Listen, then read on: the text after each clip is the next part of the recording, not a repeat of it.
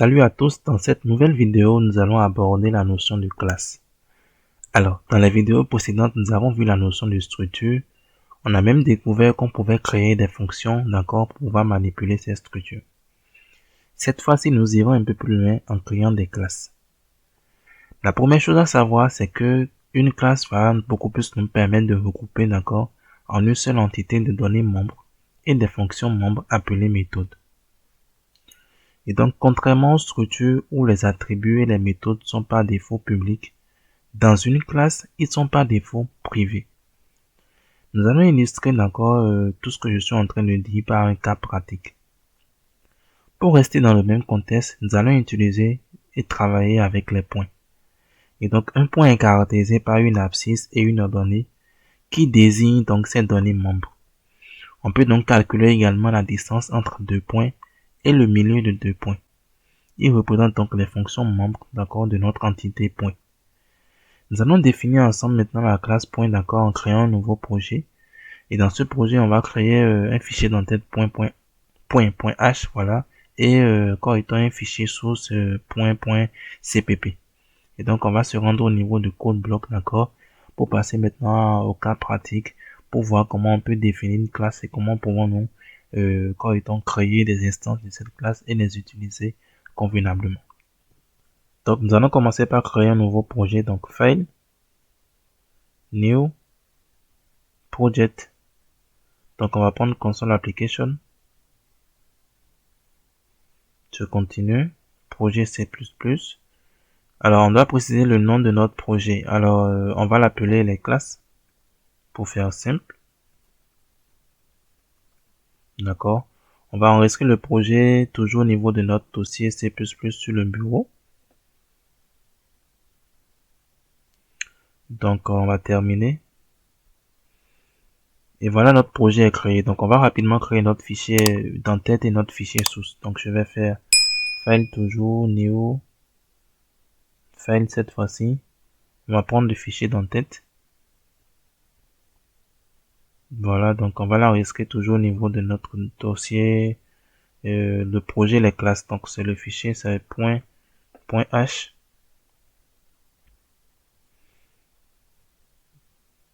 Terminé. Voilà, donc je vais créer également le fichier source qui est lié à ce fichier d'entête. Donc je prends un fichier source.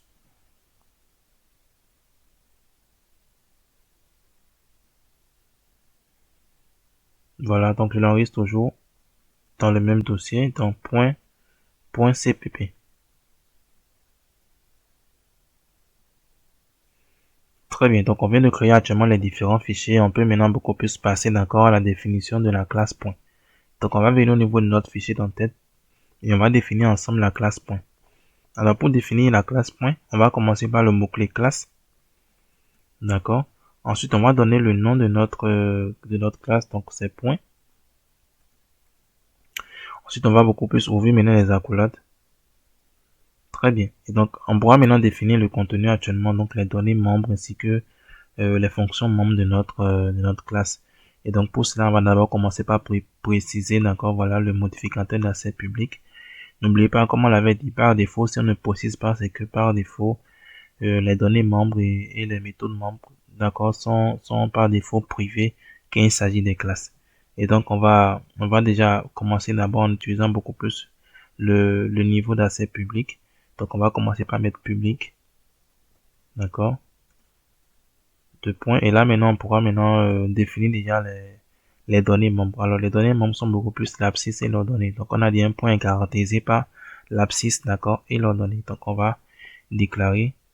Donc, le type, c'est double. Je déclare ABS pour l'abscisse et ORD pour leurs données. Donc, je viens de déclarer actuellement les données membres actuellement de notre classe.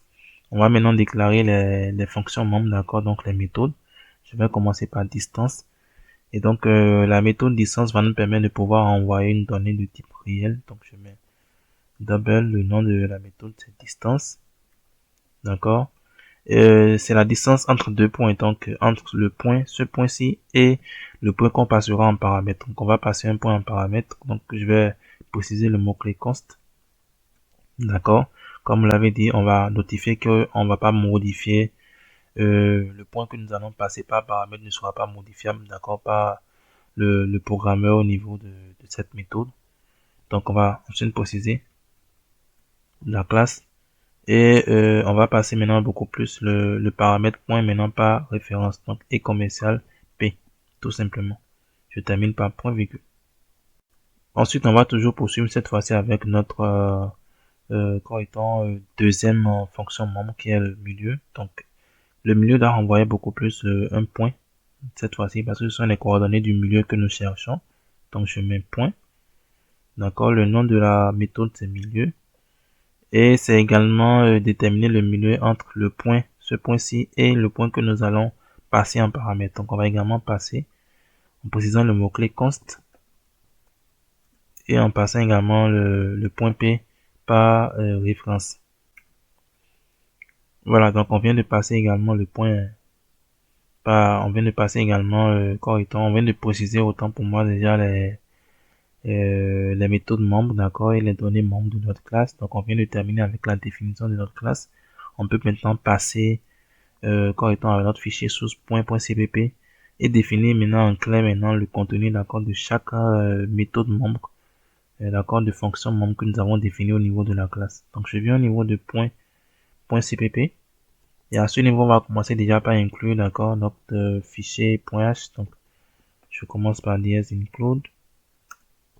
Avec les griffes, je vais inclure notre fichier .h, voilà. Ensuite, on va beaucoup plus définir maintenant, le contenu des deux fonctions membres, d'accord, qu'on a ajouté au niveau du .h. Donc, on va commencer par la distance. Donc, je commence par donner le type de la donnée que la méthode va renvoyer. Ensuite, je vais préciser que c'est beaucoup plus la méthode de la classe point. Donc, je mets le nom de la classe 2.2. D'accord, ça me permet d'accéder directement aux données membres ainsi qu'aux fonctions membres définies. Donc, je veux la distance, donc je choisis la distance. Et donc, je dois beaucoup plus préciser le paramètre également. Donc, je précise le même paramètre. Voilà. Et donc, j'ouvre les accolades maintenant pour définir maintenant le contenu. Donc, on va commencer dans un premier temps. Comme on le sait habituellement, on peut déjà retenir de façon directe le résultat de l'opération. Donc, on va faire exactement cela. Donc, je fais un return. Je vais faire appel à la fonction sqrt. Donc, pour cela, je vais inclure la bibliothèque cmat. Donc, cmat. Voilà. Donc, j'appelle maintenant sqrt. À sqrt, je vais appeler POW. Et à POW, je vais beaucoup plus préciser, d'accord, étant l'abscisse du second point, mais l'abscisse du premier point. Donc, le point qu'on a passé, c'est P. Donc, ça fait P point. Étant pour pouvoir accéder beaucoup plus à l'abscisse actuellement du point en question. Donc, c'est beaucoup plus le P que nous avons passé. Donc, je précise le P point ABS maintenant. D'accord? Moins beaucoup plus maintenant ABS directement. Donc, n'oubliez pas, ici, à ce niveau, on a beaucoup plus déclaré, d'accord? D'accord? Étant les données membres ABS et puis ORD. Donc, raison pour laquelle, déjà à ce niveau, j'ai d'abord utilisé le point qu'on a passé en paramètre, donc P point ABS pour pouvoir accéder directement à l'abscisse de ce point, d'accord? Moi, maintenant, l'abscisse actuellement du point en question, d'accord? Et donc, on va continuer toujours avec POW et préciser beaucoup plus que c'est le carré du résultat que nous cherchons. Donc, je sors de la première parenthèse, je fais virgule 2. Tout simplement, toujours au niveau de notre POW. Donc, je reste dans notre sqrt, je fais maintenant plus POW, j'ouvre la parenthèse, je fais la même chose avec l'ordonnée, donc ça fait P.ord, -ord, virgule 2. Et là, on peut terminer par point virgule tout simplement. Voilà, donc là, on vient de déterminer actuellement, de renvoyer la distance d'accord entre ces deux points. On va faire la même chose avec le milieu également. Donc, le milieu renvoie un point, donc je fais point. Ensuite, je donne beaucoup plus maintenant la précision sur la classe. Donc, je fais le nom de la classe de point. Et là, j'accède directement aux données membres et aux fonctions membres. Donc, je choisis milieu. Ensuite, je passe toujours notre paramètre. Voilà. Et donc, on peut maintenant définir le contenu de notre méthode. Donc, je vais définir clairement un paramètre, enfin, une variable locale, d'accord, que je vais appeler m de type point. Et là, beaucoup plus maintenant, m.abs, oups, donc m.abs, affectation, ça va prendre abs, d'accord, plus notre p.abs. Donc, on va fermer ceci, d'accord, donc divisé par 2. Et donc, on va faire la même chose également du côté de l'ordonnée. Donc, ça nous fait m.ord. Voilà, donc ça donne ord. Et donc, p.ord, tout simplement. Donc, voilà, on vient de définir clairement maintenant quoi étant l'abscisse et l'ordonnée du point M. On peut maintenant retourner maintenant le point M. Donc, on fait return. Voilà, donc on retourne le point M. Donc, ensemble, on vient de définir le contenu actuellement des deux méthodes. Donc, la méthode distance ainsi que la méthode milieu. D'accord, donc on peut passer rapidement maintenant à notre main, donc à la fonction principale. Voilà, et ensemble maintenant on pourra beaucoup plus faire appel déjà, d'accord, à notre classe que nous avions créer des instances de cette classe et pouvoir l'utiliser. Donc je vais déjà enlever l'espace de nommage ici. Et donc à ce niveau on va beaucoup plus commencer par inclure notre fichier .h. Donc je fais dièse include, j'appelle point. Voilà, donc je viens de l'inclure. Et donc, très rapidement, on va commencer déjà par définir déjà les instances, d'accord, de la classe point. Alors, quand vous créez une classe, pour pouvoir manipuler maintenant efficacement la classe, il faut créer des objets de cette classe, d'accord. Et donc, un objet, c'est une instance de la classe. Et donc, je viens rapidement au niveau de notre main. Et donc, je commence par faire appel à la classe. Donc, ça fait point. Voilà. Et donc, je crée maintenant beaucoup plus les objets. Donc, je crée par exemple point A. Ensuite, je crée point B pour notifier les deux points. Et je crée point M pour le milieu. D'accord. Et donc là, actuellement, point A, point B, point M représentent actuellement des objets, d'accord, de la classe point. Donc, on va maintenant récupérer les coordonnées des points A et B, d'accord, pour pouvoir déterminer la distance et le milieu. Donc, j'ajoute std. Voilà, donc on va afficher comme message coordonnées du point A. Donc là, je dois ajouter un std. Donc voilà, donc là maintenant on peut récupérer beaucoup plus maintenant les coordonnées du point A. Voilà, donc je fais std de point cout. Je vais récupérer l'abscisse et l'ordonnée, donc je fais entrer l'abscisse. D'accord, donc là je peux directement faire point virgule. Je vais récupérer maintenant avec un signe. Donc ça me fait point A. D'accord, point maintenant ABS tout simplement. Donc je viens de récupérer comment l'abscisse. Donc je vais faire la même chose pour récupérer l'ordonnée. Donc je copie juste. Donc là je mets entrée l'ordonnée. Voilà, donc ça me fait point A, point ORD tout simplement. Donc on va faire la même chose également pour le point B. Donc je vais juste copier ces instructions. Voilà, donc ça nous fait coordonnées du point B. Donc entre l'abscisse, ça nous fait point B. D'accord. Point B également ici. Donc là, on vient de récupérer actuellement les coordonnées du point A et du point B. On peut donc déterminer la distance et l'afficher directement à partir d'un cout. Ce qu'on va faire. Donc, on fait un cout. Donc, on va afficher la distance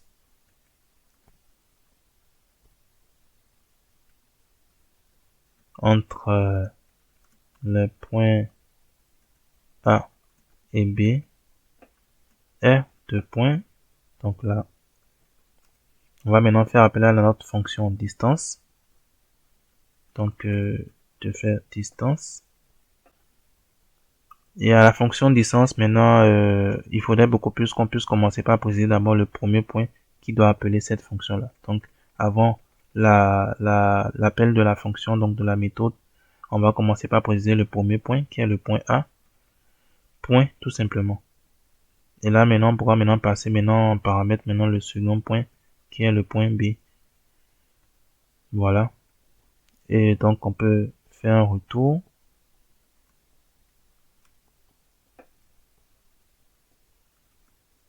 Fin de l'année.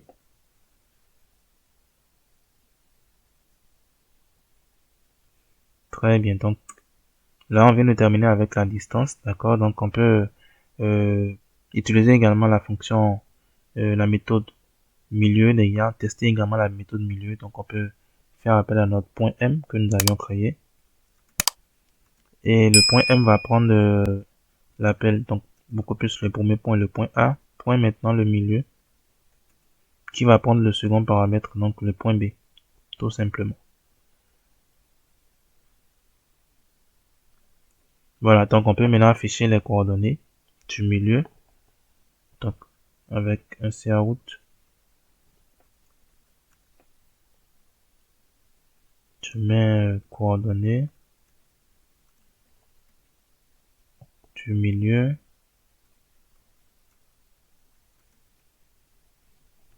voilà.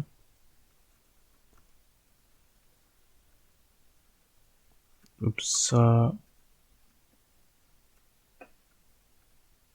Très bien, donc on peut maintenant afficher l'abscisse de l'ordonnée. Donc je vais juste prendre ce cout. Et donc je peux mettre abscisse.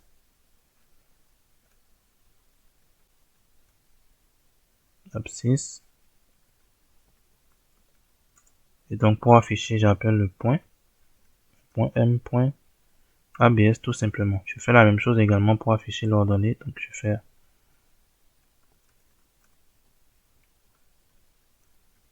voilà. Donc je prends l'instruction. Et donc ça fait ordonnée.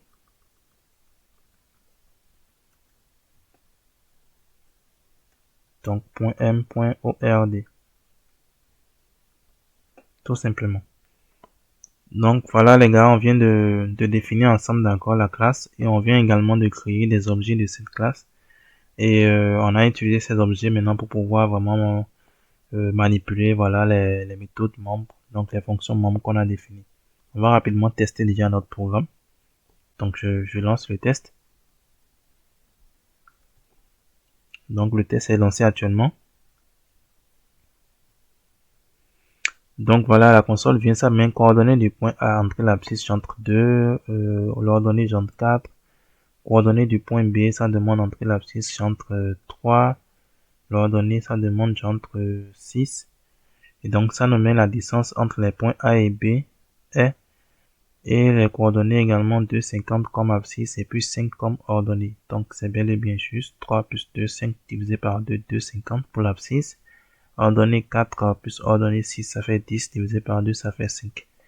Et donc, chers amis, voilà, ensemble, on vient de définir vraiment une seule classe, d'accord? Enfin, de définir déjà la classe au niveau de notre fichier d'entête. On a vu également comment on peut définir le contenu des fonctions membres qu'on a définies au niveau de la classe, toujours au niveau de notre fichier source lié à notre fichier d'entête.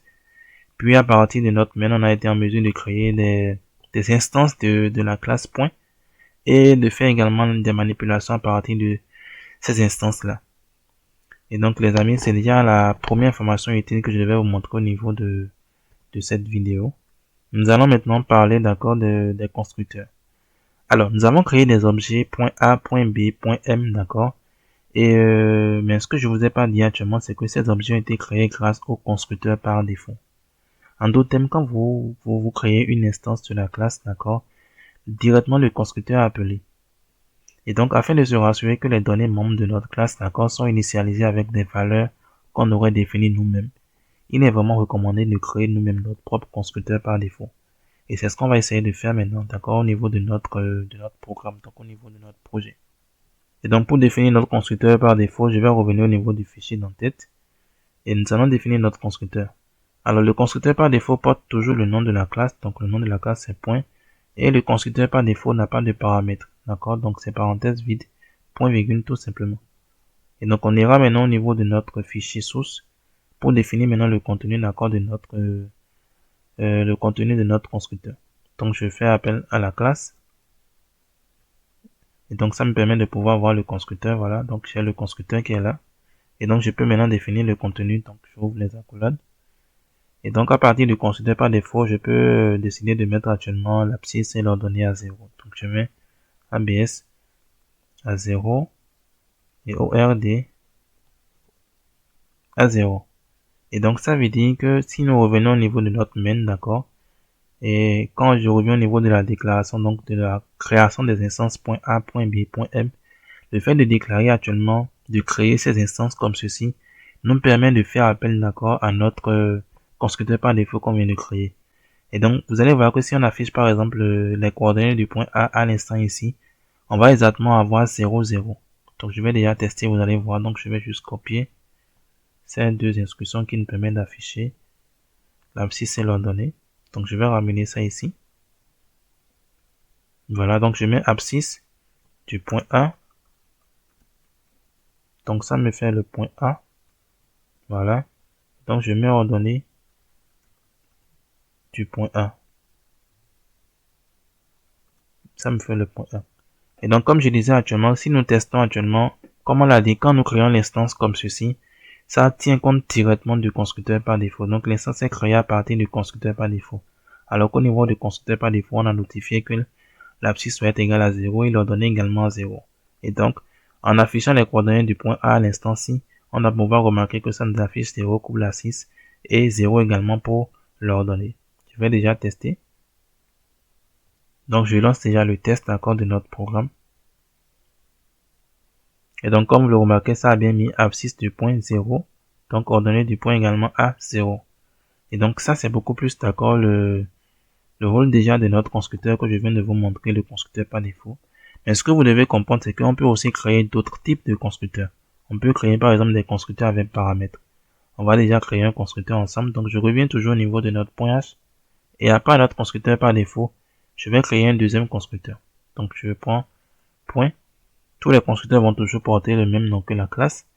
Et donc, on va créer un constructeur à deux paramètres. Donc, je mets un double pour le type, donc ABS et ORD. Et donc, je crée un constructeur à deux paramètres qui me permet, d'accord, de pouvoir affecter directement, d'accord, les données que je souhaite renvoyer au niveau de l'abscisse et de l'ordonnée, d'accord, du point. Donc là, je viens de définir clairement mon second constructeur. Je irai maintenant au niveau du fichier source pour définir maintenant son contenu. Donc, je viens ici. Voilà, donc, on fait point de point. Ensuite, on va préciser beaucoup plus maintenant les deux paramètres. Donc, ça fait double ABS et puis double ORD. Donc, on peut maintenant définir le contenu.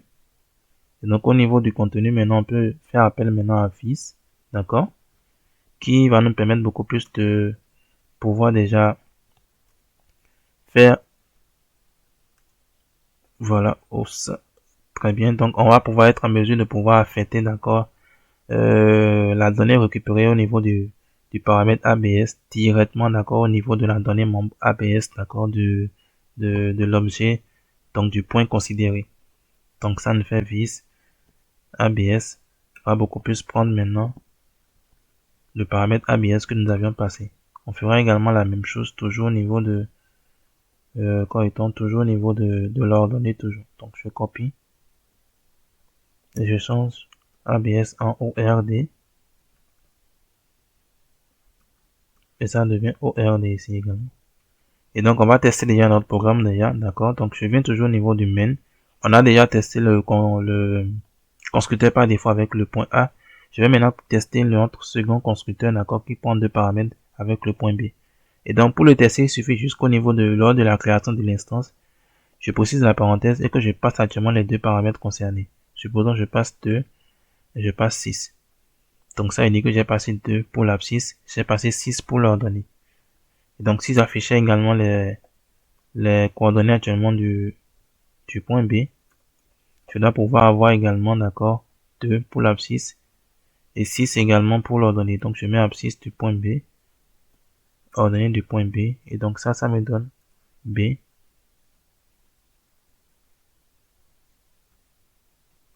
Et B également ici. Et donc, je précise, le point A, j'ai créé le point A directement, donc à partir du constructeur par défaut, raison pour laquelle j'ai juste mis le nom de l'instance. Mais le point B, je vais créer le point B à partir de mon second constructeur qui prend 2 paramètres. Raison pour laquelle j'ai précisé les 2 paramètres au niveau, d'accord, de la parenthèse de l'instance. Donc, on va déjà tester. Donc, j'ai lancé le test. Et donc, à l'écran, comme vous le voyez, ça me met abscisse du point A, 0, ordonnée du point A, 0, abscisse du point B, 2, ordonnée du point B, 6. Et donc là, exactement, comme vous venez de remarquer actuellement, chaque fois que vous créez une instance, vous pouvez préciser, d'accord, quel est le constructeur que vous souhaitez utiliser pour créer l'instance. Donc, on vient de voir que nous pouvons utiliser actuellement le constructeur par défaut. Et quand on ne crée pas un constructeur, c'est que par défaut, il y a un constructeur par défaut qui est considéré donc pour la création de notre instance. Mais juste que le programmeur n'est pas rassuré actuellement des données qui sont initialisées au niveau de ces instances-là, donc des données membres de ces instances-là. Donc il est conseillé même de pouvoir créer notre propre constructeur par défaut. Mais nous avions également la possibilité de pouvoir créer aussi d'autres constructeurs par défaut, ce qu'on vient de faire ensemble. Alors la dernière chose, d'accord, autre chose que je vais également vous montrer, c'est qu'on a la possibilité de pouvoir initialiser des données au niveau de la liste d'initialisation au niveau de notre constructeur. Donc quand je viens également ici par exemple, à défaut de mettre ABS égale à 0, je peux directement venir au niveau de la liste d'initialisation ici, d'accord, et j'aurai juste à préciser beaucoup plus avec un 2 points. ABS, j'ouvre la parenthèse, je mets 0, et je fais virgule ORD, j'ouvre la parenthèse, je mets également 0, tout simplement. Je peux faire la même chose également au niveau de mon second constructeur. Donc je mets en commentaire. Et donc je mets également les 2 points ici. Et donc ça me fait ABS, entre parenthèses ABS bien sûr, et virgule ORD, entre parenthèses ORD. Et donc quand nous testons, vous allez voir que notre programme va toujours marcher. Donc je viens au niveau de notre main et je teste le programme. D'accord? Donc le test est lancé. Comme le remarquez, ça nous affiche toujours, d'accord, les coordonnées de nos points. Et donc, chers amis, voici un peu le contenu que je devais vous montrer au niveau de cette vidéo. Ensemble, on a vu beaucoup plus comment on peut définir une classe, d'accord? Comment on peut créer maintenant des instances de cette classe et pouvoir les manipuler. Et on a vu également le rôle et l'importance également d'un constructeur. Et comment vous pouvez également créer plusieurs constructeurs au niveau de votre programme. Dans la prochaine vidéo, nous allons parler du principe de l'encapsulation, d'accord? Mais on vient de voir actuellement le modificateur d'accès, donc le niveau d'accès public. On va maintenant voir le niveau d'accès private. On va tenir compte du principe de l'encapsulation et on va voir également l'utilisation, d'accord, des assesseurs et des mutateurs. Et donc, chers amis, portez-vous donc très bien. On va se dire à très bientôt.